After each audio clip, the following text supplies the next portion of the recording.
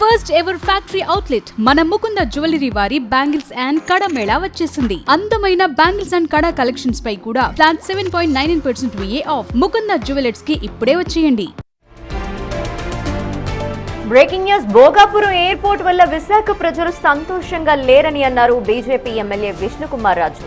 Bhogapuram airport July 8న ప్రారంభించేందుకు సిద్ధం అవుతున్న తరుణంలో విష్ణుకుమార్ రాజు చేసిన వ్యాఖ్యలు సంచలనం రేపుతున్నాయి.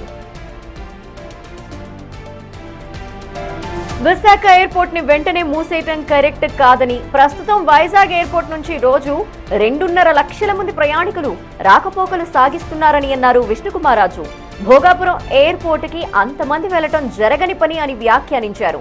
అంత దూరం ప్రయాణించి ఎయిర్పోర్ట్ కి చేరుకోవాలంటే 3 గంటల సమయం పట్టడంతో పాటు ఏటా దాదాపు 900 కోట్ల రూపాయలు డీజిల్ ఖర్చవుతుందని అన్నారు.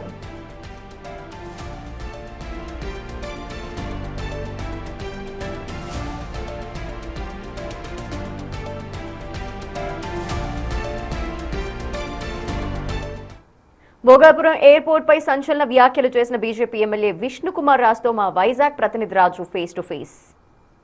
భోగాపురం ఎయిర్పోర్టు జూలై నుంచి ప్రారంభిస్తున్నారు. అయితే దీనికి సంబంధించి కొన్ని వెసులుబాట్లు కావాలా? అసలు భోగాపురం ఎయిర్పోర్ట్ కనుక స్టార్ట్ అయితే విశాఖ ఎయిర్పోర్ట్ పరిస్థితి ఏంటి? ప్రస్తుతం మనతో బీజేపీ ఎమ్మెల్యే విష్ణుకుమార్ రాజు ఉన్నారు. ఏం సార్, అసలు ఇప్పుడు భోగాపురం ఎయిర్పోర్టు చాలా ప్రతిష్టాత్మకంగా నిర్మాణం జరుగుతుంది. అయితే ఇప్పుడు విశాఖ ఎయిర్పోర్ట్ దాన్ని క్లోజ్ చేసేయాలంటున్నారు. అలా క్లోజ్ చేయడం వల్ల విశాఖ ప్రజల పరిస్థితి ఏంటి? అసలు ఏం చెప్పదలిచారు మీరు? విశాఖ ప్రజలు they will be very very unhappy. ఎందుకంటే విశాఖపట్నంలో మనం ఎయిర్పోర్ట్కి వెళ్ళాలంటే, మేము గాజువాక నుంచి వెళ్ళాలంటే ఒక 20 మినిట్స్లో వెళ్ళొచ్చు. అట్లాగే ఇటుపక్క నుంచి వెళ్ళాలన్నా మాకు మ్యాక్సిమం 30 మినిట్స్లో we can reach the present existing airport.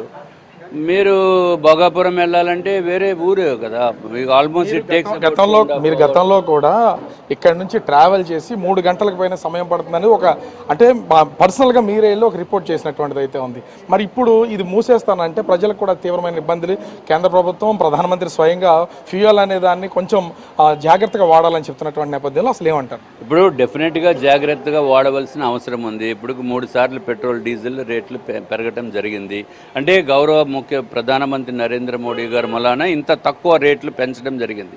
International diplomacy అన్నీ మనకి ఉన్నాయి కాబట్టి ఏదో విధంగా మన అతి తక్కువ రేట్లు పెంచడం జరిగింది. కానీ దీనికి కూడా ప్రధానమంత్రి గారు దీనికి డీజిల్ ఆదా చేయండి, పెట్రోల్ ఆదా చేయండి, బంగారం కొనద్దు, ఎందుకంటే ఫారిన్ రిజర్వ్స్ మన దగ్గర ఉండాలి అనేది మంచి ఉద్దేశంతో చెప్పారు. అట్లాగే గౌరవ ముఖ్యమంత్రి నారా చంద్రబాబు నాయుడు గారు కూడా ఒక చారిత్రాత్మకమైన డెసిషన్ తీసుకున్నారు. ఎప్పుడు కూడా మహానాడు ఫిజికల్గా ఎంతోమంది లక్షలాది మందితోటి అక్కడ ప్రోగ్రామ్ చేసేది ఇప్పుడు హైబ్రిడ్ మోడల్లో చేయటం వలన సుమారు 23 లక్షల మంది ఆ 2 డేస్ ప్రోగ్రామ్ని వీక్షించడం జరిగింది. ఇది నిజంగా ఒక అద్భుతం. అంటే డీజిల్, పెట్రోలు అన్నీ కూడా ఆదా అయినాయి. They are very happy. అదేవిధంగా మరి మనం ఉన్న భోగాపురం ఎయిర్పోర్ట్ ఆపరేట్ చేసేద్దాము, ఇక్కడి నుంచి ఉన్నదాన్ని తీసేద్దాము అంటే నెలకి 22,50,000 మంది ప్రయాణికులు ఈ ఎయిర్పోర్ట్ని యావరేజ్గా వాడుతున్నారు. అంటే సంవత్సరానికి 30 లక్షల మంది ట్రావెల్ చేస్తున్నారు. 29,93,000 to be very specific.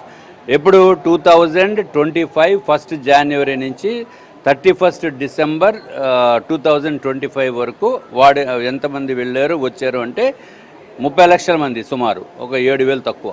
So అదేవిధంగా ఇప్పుడు చూస్తే 2,50,000 మంది భోగాపురం ఎయిర్పోర్ట్ని వెళ్ళేవారు వచ్చేవారు లెక్క వేస్తే ఇంకా పెరుగుతారు. యాక్చువల్గా మీకు పెట్రోల్ డీజిల్ ఖర్చే మీకు సుమారు 75 కోట్ల రూపాయలు నెలకి అవుతుంది. అంటే సంవత్సరానికి మీరు ఆల్మోస్ట్ మీకు 900 కోట్ల రూపాయలు మినిమం అయిపోతుంది. 900-1000 కోట్లు అయినా ఇవ్వాల్సిన అవసరం ఉంటుంది. అసలు ఆపరేషన్స్ ఎలా చేస్తే బాగుంటుందని ఏదైనా మీరు ఏమైనా సూచించే అవకాశం ఉందా? ఇంటర్నేషనల్ ఫ్లైట్స్ మీరు you kindly operate from Bhogapuram. Long distance flight you kindly operate from Bhogapuram. Short distance flights you operate from few hours from Visakhapatnam. Morning ఒక 2 అవర్స్ 3 అవర్స్ నేవీ వారు ఇస్తారు. అట్లాగే ఈవినింగ్ ఒక 3 hours. What is the problem?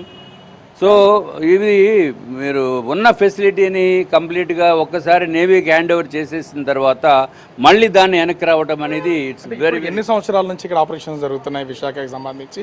ఒకవేళ అది భోగాపురం వెళ్తే వాళ్ళకు కూడా మానిటరింగ్ కొంత టైం అనేది ఉంటుంది కదా, దానికి సంబంధించి ఏమన్నా? ఇప్పుడు విశాఖపట్నం ఎయిర్పోర్టు 62 ఇయర్స్ 62 సంవత్సరాల నుంచి ప్రజలకి సివిలియన్స్కి అందుబాటులో ఉంది. 62 సంవత్సరాల తర్వాత ఇప్పుడు సడన్గా డైవర్స్ చేసేస్తామంటే అది ఎంత అప్రాప్రియేట్ కూడా కాదు మీకు. అట్లాగే భోగాపురం ఎయిర్పోర్ట్ జిఎంఆర్ వారికి నాకున్న సమాచారం ప్రకారము 10 ఇయర్స్ మారిటోరియం పీరియడ్ ఉంది. అంటే 10 ఇయర్స్ వరకు వారు ₹1 కూడా పే చేయవలసిన అవసరం లేదు. కాబట్టి అది కొంచెం డిఫర్ చేయండి. రోడ్స్ అన్నీ మనం బీచ్ రోడ్ కారిడార్ తయారయ్యే వరకు ఉంచండి ఒక 1 ఇయర్. సో 10 ఇయర్స్ బదులు 11 ఇయర్స్ పెట్టండి. ఇక్కడ కూడా ఈ ఫ్లైట్స్తో పాటు ఇక్కడ మినిమం ఫ్లైట్స్ ఇక్కడ ఆపరేట్ చేయండి. అట్లాగే ట్రైన్స్ కూడా కొత్త ట్రైన్స్ విశాఖపట్నం నుంచి విజయవాడకి, ఇంకా హైదరాబాద్కి, తిరుపతికి నెంబర్ ఆఫ్ ట్రైన్స్ పెంచండి.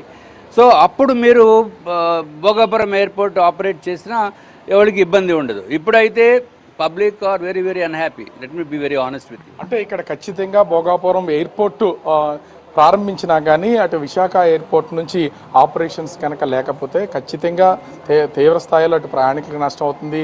పెట్రోల్ డీజిల్ కన్జంప్షన్ కూడా ఎక్కువగా పెరుగుతుంది. దీనివల్ల తీవ్ర నష్టపోయే అవకాశం ఉంది. ప్రజలు ఎవరు కూడా హ్యాపీగా లేరు. కొంత ట్రైన్స్ పెంచాలి. అదేవిధంగా ఇంటర్నేషనల్కి సంబంధించి కానీ అటు ఢిల్లీ వరకు వెళ్ళే ఫ్లైట్స్ అన్నింటినీ భోగాపురం నడిపి, అదేవిధంగా విజయవాడ, అటు హైదరాబాదు, తిరుపతి ఇలాంటి ప్లేసెస్కి ప్రస్తుత విశాఖ ఎయిర్పోర్ట్నే కంటిన్యూ చేయాలి అనేది ఒక సూచనగా ఉంది. ఎందుకంటే ఇప్పటికీ రోడ్లు కానీ కనెక్టివిటీ రోడ్లు కానీ లేనటువంటి నేపథ్యంలో వాటిని కనుక సెట్ చేసిన తర్వాత ఇప్పుడు అటు జిఎంఆర్ సంస్థకు 10 సంవత్సరాలు మారిటోరియం ఇచ్చినప్పుడు 11 సంవత్సరాలు ఇచ్చి దీన్ని పూర్తిగా ప్రజలకు అందుబాటులోకి వచ్చేలాగా ఈ సంవత్సరం పాటు కనుక దీనికి 2 ఎయిర్పోర్ట్లని కంటిన్యూ చేస్తే ప్రజలకు ఎంతో ఉపయోగం ఉంటుందని బీజేపీ ఎమ్మెల్యే విష్ణుకుమార్ రావు చెప్తున్నటువంటి పరిస్థితి అయితే కనిపిస్తుంది.